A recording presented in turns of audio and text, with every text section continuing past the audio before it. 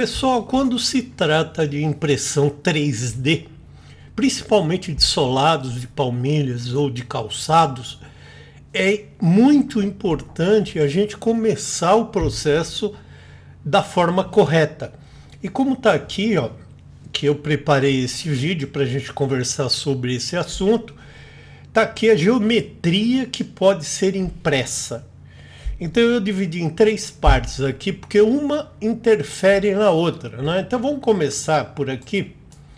Olha, eu tenho aqui no passo 1 o design inteligente. Então o que vem a ser o design inteligente e de que forma nós podemos nos preparar para ele? Primeira coisa, nós vamos ter que imprimir sólidos.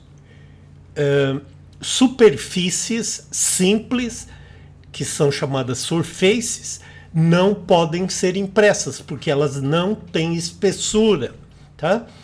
Então, uma vez que a gente tem a necessidade de trabalhar com sólido, esse sólido precisa ser fechado. Então, eu tenho que checar se eu estou com uma malha fechada ou se eu estou com uma malha aberta. Isso é a garantia de fatiamento, tá? Por que em tudo que eu faço aqui eu coloco palavras em inglês, né?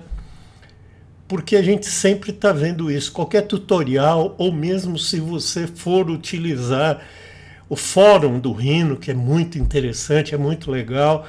Se você for buscar conteúdo na internet, muita coisa vai ser em inglês. E mesmo porque nos cursos que eu ministro, tem muita coisa em inglês. Então, por isso que a gente utiliza o Show Edges para fazer essa checagem. Ao mesmo tempo, eu tenho uma análise de ângulo de saída, que isto aqui é uma coisa que tem uma importância... Opa, eu abri uma coisa errada aqui. Isso aqui tem uma importância muito grande, e eu tenho o Draft Angle, né? Análises, que é essa ferramenta que faz essa análise de ângulo de saída. Então, você vê que o design inteligente, ele começa na malha fechada, ele passa por uma análise de ângulos, como está aqui, que você está vendo. E essa análise de ângulos, que é o problema de contra-saída, é o seguinte: o Rhino mostra para você as áreas vermelhas, ó, as áreas azuis são ângulos positivos. Até as verdes ele está positivo. Começa na amarela, já começa a chamar atenção, e a vermelha pode causar isto que você está vendo aqui. Eu deixo assim porque caso você queira tirar um print daqui, né? É possível, mas olha só a contra-saída, que tem o ângulo negativo, e aqui a área azul, né, a vermelha, olha, e azul aqui embaixo, que tem o ângulo positivo. E olha o que acontece na contra-saída. O molde, quando você extrai o solado do molde, ele sai bem.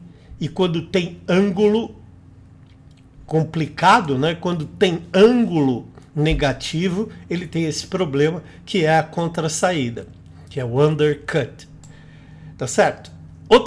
Outra coisa que é fundamental e é muito importante aqui é a definição da linha de partida, que é a linha que separa a parte inferior e a parte superior do molde.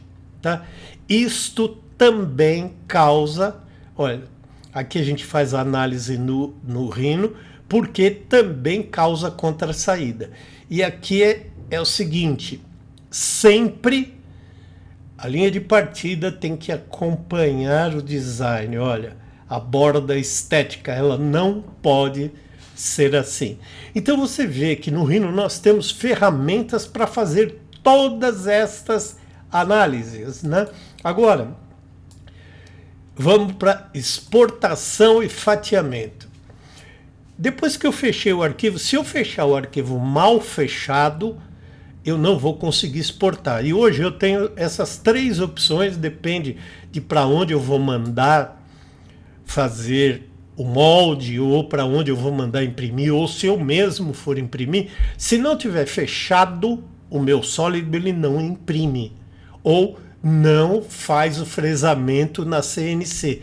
Então eu exporto em STL ou BJ ou .3MF. Existem outros? Existe, mas a gente trabalha principalmente com esses. E o mais importante, quando você vai... Aqui eu estou dando um exemplo do Bambu Studio, porque é onde eu tenho experiência, tá? Existem outras. Aqui está o fatiador, que é o processo que vai imprimir camada por camada. E aqui é importante ter uma orientação.